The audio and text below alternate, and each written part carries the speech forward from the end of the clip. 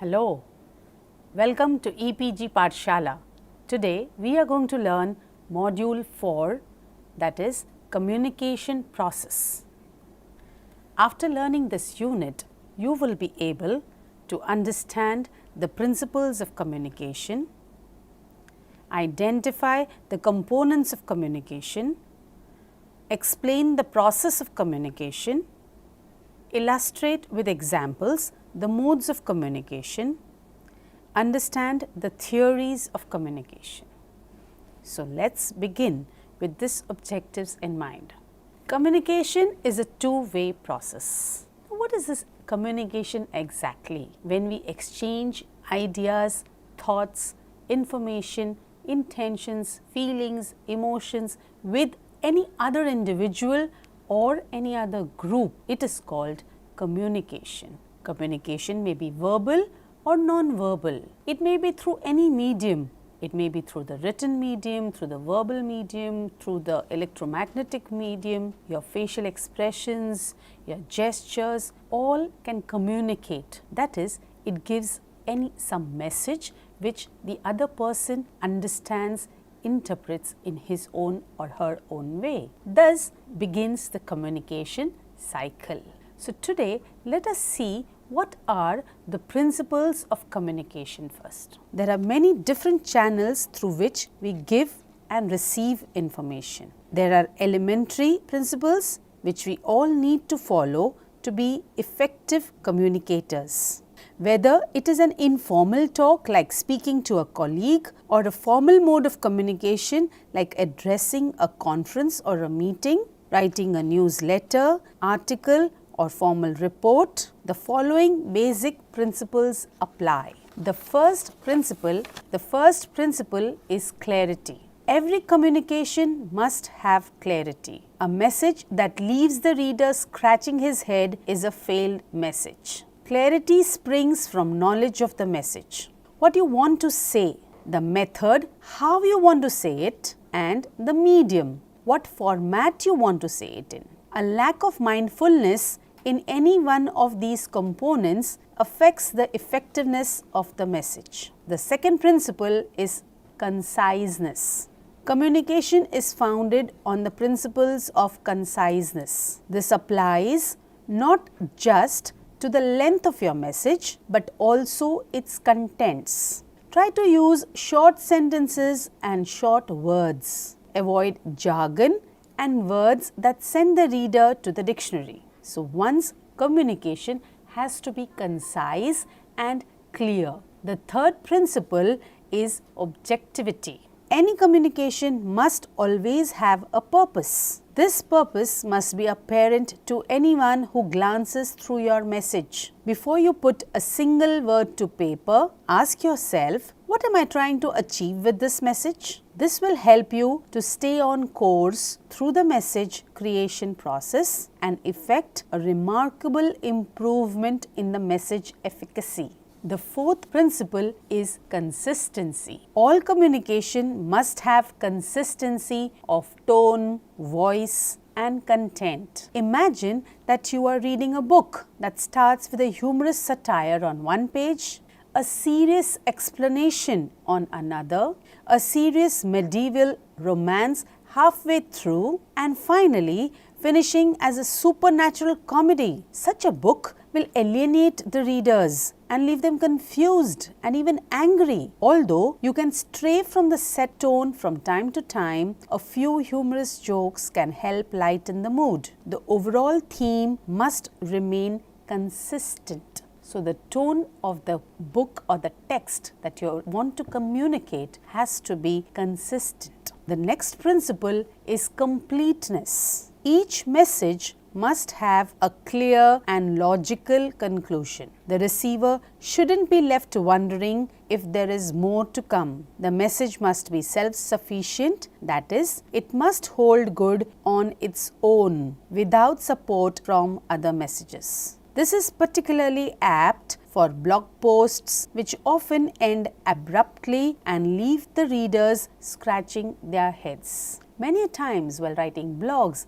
the individuals who do so leave them incomplete and then get on to some other work. Therefore, it is very important that there is completeness in whatever you do. Any message that you want to deliver has to be complete in itself. Relevancy. This is the next principle of communication. Every message sent out must be contextually cohesive with previous and future messages. The message must also be relevant and related.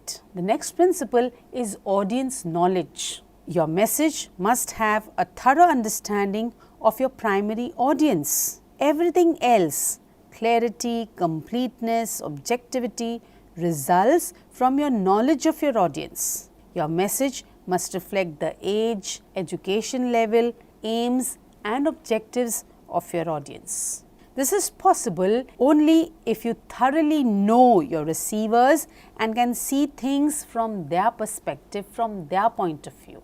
Therefore, audience knowledge is very important for the communication process. And next subtopic is components of communication. The main components of communication are as follows: is context. Any message, whether it is oral or written, begins with a context. Context may be a place, culture or organization. Every organization, culture and country communicates information in its own way. Context also includes external or internal stimuli. Meetings, letters, memos, telephone calls, fax, notes, emails and even a casual conversation are external stimuli. This external stimulus motivates you to respond, which may be oral or written. Internal stimuli includes opinions, attitudes, likes, dislikes, emotions, experience, education and confidence. The second component is the sender or encoder. An encoder is a person who sends the message. A sender makes use of symbols, they may be words or graphic or even visual aids to convey the message and produce the required response. The sender may be an individual, a group or an organization. The sender's views, background, approach, skills, competencies and knowledge have a great impact on the message. The receiver interprets a message depending on the verbal and non-verbal symbols chosen by the sender. The next component of communication is the message itself. Message is the information that is exchanged between the sender and the receiver. It is the key idea that the sender wants to communicate. Communication process begins with deciding about the message to be conveyed. It must be ensured that the main objective of the message is clear. The first task is to decide what you want to communicate and what would be the content of your message, what the main points of your message are, and what are the information to include. While writing the message, the encoder should keep in mind all aspects of context and the receiver, how he will interpret the message. Messages can be intentional or unintentional. Many times, very unintentionally also, we do give many messages through our non-verbal communication. It may be through your gestures, through your emotions, through your expressions, through your eyes, through your face reading, through your body language. Unintentionally, many messages are sent through. The next component of communication is medium. Medium is a means used to exchange or transmit the message. The sender must choose an appropriate medium for transmitting the message, else the message might not be conveyed to the desired recipients. The choice of appropriate medium of communication is essential for making the message effective and ensuring that it is correctly interpreted by the recipient. For instance, a written medium would be more appropriate when a message has to be conveyed to a small group of people, while an oral medium is chosen when immediate feedback is required from the recipient. The receiver is the person who interprets the message. She is a person for whom the message is intended, aimed and targeted. The degree to which the decoder understands the message is dependent upon various factors such as knowledge of the recipient, his perception, opinion, attitude, and personality. The receiver is also influenced by the context, internal and external stimuli. The next component of communication is feedback. Feedback is the response or reaction of the receiver to a message. Feedback may be a written or oral message. It may be an action or simply silence. Feedback helps the sender to know the efficacy of his or her message. It helps the sender in confirming the correct interpretation of message by the decoder. Thus, we have studied all components of communication. Now, we come to the process of communication. The process of communication is a sequence of events in which a sender transmits a message to a recipient. The message can be verbal or non-verbal. There are several steps in the process: encoding, medium of transmission, decoding, and feedback again. The necessary components that need to be present for the process of communication to occur include the sender, the recipient, the message. In order for effective communication to take place, it is vital that the message is easily understood. The first step in the process of communication is called encoding. This is when the message is transformed from a thought in someone's mind to a form that can be understood by others. The message can be written down, spoken, or it can even take a non-verbal or wordless form such as gestures or a picture. Once the message has been encoded, it should be in the form that is ready to be received and understood. The second step in the process of communication is transmitting. After the message has been prepared for transmission, it needs to be sent. This part of the process of communication is called the medium of transmission. In this step, the sender selects the best method for sending the message and transmits it. For example, a written message may take the form of email or a business report that is printed out and hand delivered. A verbal message may be telephone conversation or a speech given before an audience. A non-verbal message such as a picture may be transmitted by posting it onto the internet or hanging it in a museum. The next step in the process of communication is decoding. Once the message has been transmitted, the next step in the process of communication requires decoding. This occurs once the recipient gets the message, examines and interprets it using prior knowledge and experience. In this manner, the recipient develops an understanding of the meaning of the message, which is partially based on his or her own background. And finally, feedback is the last part of the process, where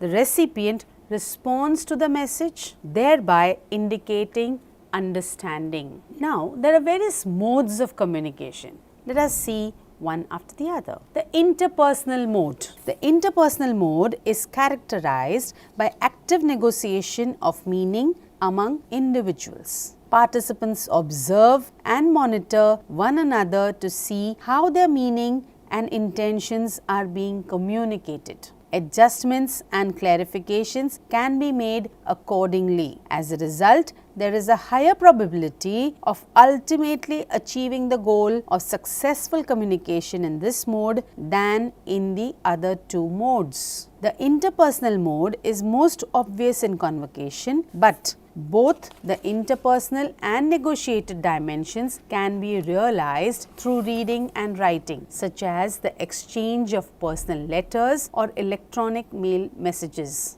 Examples of interpersonal mode are exchange information via letters, email, video mails, conversation or interviews on familiar topics such as school events, weekend activities, memorable experiences and family life. One may express and compare opinions and preferences about information gathered regarding events, experiences and other school subjects. When we clarify meanings, that is paraphrasing or questioning, we are using the interpersonal mode. When we give and follow directions, instructions and requests, for example, installing software or learning some dance steps, it is again interpersonal mode. Even when we demonstrate the ability to acquire goods, services or information, for example, while using public transportation, while making a hotel reservation, while buying food, we are using the interpersonal mode of communication. The second mode of communication is the interpretative mode. The interpretative mode is focused on the appropriate cultural interpretation of meanings that occur in written and spoken form, where there is no recourse to the active negotiation of meaning with the writer or the speaker. Such instances of one-way reading or listening, which include the cultural interpretation of texts, oral or written, must be distinguished from the notion of reading and listening comprehension, where the term could refer to understanding a text with an American mindset. Put another way, interpretation differs from comprehension in that the former implies the ability to read or listen between the lines. Since the interpretive mode does not allow for active negotiation between the reader and the writer or the listener and the speaker, it requires a much more profound knowledge of culture from the outset. The more one knows about the other language and culture, the greater the chances of creating the appropriate cultural interpretations of a written or spoken text. It must be noted, however, that cultural literacy and the ability to read or listen between the lines are developed over time and through exposure to the language and culture. Examples of interpretive mode are following directions, instructions and requests. For example, recipes, travel directions, prompts on ATMs, etc. Use listening and reading strategies, for example, skimming, scanning, to determine main ideas and purpose. When we are doing this, we are into the interpretive mode of communication. The next is the presentational mode. The presentational mode refers to the creation of messages in a manner that facilitates interpretation by members of other cultures where no direct opportunity for active negotiation of meaning between members of the two cultures exists. Examples of the one-way writing and speaking require a substantial knowledge of language and culture from the outset. Since the goal is to make sure that members of the other culture, the audience, will be successful in reading and listening between the lines. Examples of presentational mode: when we summarize information from authentic language materials and artifacts, for example, TV programs, articles from youth magazines, internet, videos, currency, and give personal reactions, it is called presentational mode. When we use information acquired from target language sources to solve everyday problems and situations, for example, using a newspaper to make plans to see a movie, we're using a catalog to shop for a birthday gift, watching a weather forecast to help plan an activity, we are using the presentational mode. When we create and present a narrative, for example, current events, personal experiences, school happenings, we are using the presentational mode. When we present differences in products and practices, for example, sports, celebrations, school life found in the target culture, we are using the presentational mode. When we apply age-appropriate writing process strategies in the pre-writing, drafting, revising, editing, publishing, we are using the presentational mode. Now, let us learn about theories of communication. There are many theories of communication. Here, we have tried to present a select few. The study of communication and mass media has led to the formulation of many theories, structural theories as well as functional theories. These theories believe that social structures are real and function in ways that can be observed objectively. Cognitive and behavioral theories tend to focus on psychology of individuals. Interactionist theories view social life as a process of interaction. Interpretive theories uncover the way people actually understand their own experience, and critical theories are concerned with the conflict of interests in society and the way communication perpetuates domination of one group over another. Now, let us see some of these theories one at a time. The communication accommodation theory elaborates the human tendency to adjust their behavior while interacting. The reason behind this behavior is explained as to control the social differences between the people interacting. People accommodate their communication activities to get approval and to set a positive image with whom they interact. The environment in which they are interacting also affects the communication behavior. There are two types of accommodation process explained in this theory. The two processes usually are dependent on the characteristics of the people interacting. One is the convergence, which is a process where people tend to adapt the other person's communication characteristics to reduce the social differences. This process is called convergence. The next process is divergence, which contradicts the method of adaptation, and in this context the individual emphasizes on the social differences and non-verbal differences between the people interacting. So, these are the two types of accommodation process explained in the communication accommodation theory. The second theory is cross-cultural communication theory, which refers to the communication between people who have differences in any one of the following: styles of working, age, nationality, ethnicity, race, gender,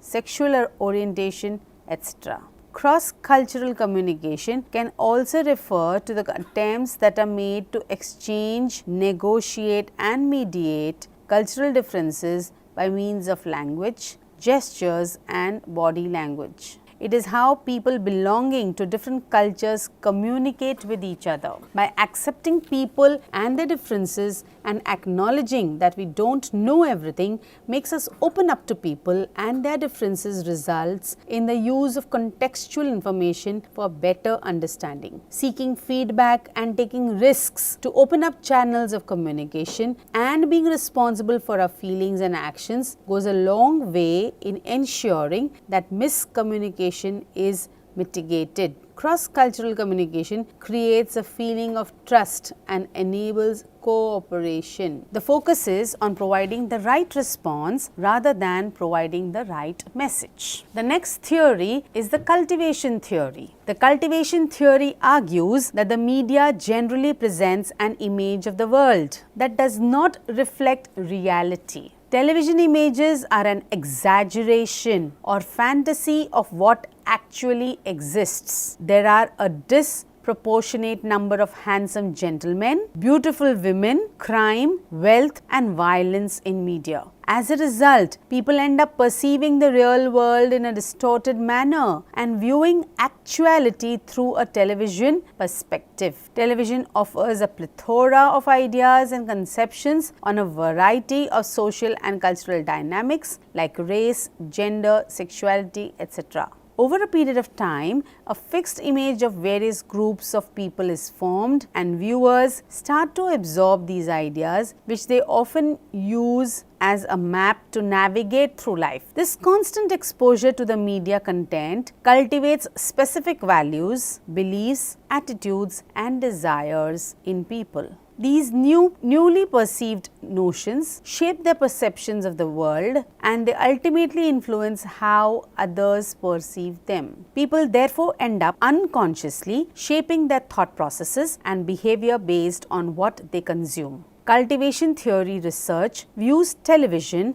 as a system of messages and tries to understand its function and consequences on an audience. The next theory is the muted group theory. This is a critical theory concerning certain groups of people who remain powerless compared to the others. The muted group theory explains the cause of muteness, especially that of women in the society. The theory upholds a gender perspective where the male is the dominant class. When women come to social space, they face the most abusive language because women are considered to be less powerful than men. Men take more advantage by using the existing male dominant power in the social space and protect themselves from abusive language. In our society, most of the abusive language is feminine. Women being stereotyped is also seen in mass media and converted into popular culture. Women are portrayed as a sex symbol in most advertisements, even for male products. The perspective of males towards women has been narrowed down to either sexual or an emotional symbol. Thus, the muted group theory of communication brought to light how communication is affected due to this narrow perspective of the society. The muted group theory can be applied to understand the problems of the marginalized groups. The next and the last theory included in this module is the knowledge gap theory. This theory states that the infusion of mass media information into a social system increases the acquisition of information by the higher socio-economic segments faster than the lower socio-economic segments. This increases the gap in knowledge between the two. The higher economic class gains more benefits. A person of the higher economic class receives more education, which in turn increases his communication skill, and hence gathering information becomes easier for him. Along with this, reading, understanding and memory skills also become better. Thus, he understands the issues of various spheres better. A person with more education has more social integration. This helps him to counter various perspectives with better understanding. If the information services are not made equal for the entire society, this gap of information will increase over the years. Here we end up with the communication theories. Let us summarize this module for, that is, the communication process. In this module, we have learnt about the principles of communication like objectivity, conciseness, clarity, and the knowledge of the audience. We need to follow all these principles of communication if we have to successfully communicate our message to the targeted audience. After this, we have seen the components of communication, and which are very important, that is the sender, the message, the receiver, the message itself, and the feedback, and the medium of communication. These were the components of communication process that we have seen. Next, we came to the process of communication, and lastly 5 important theories which affect communication as a process. Thank you.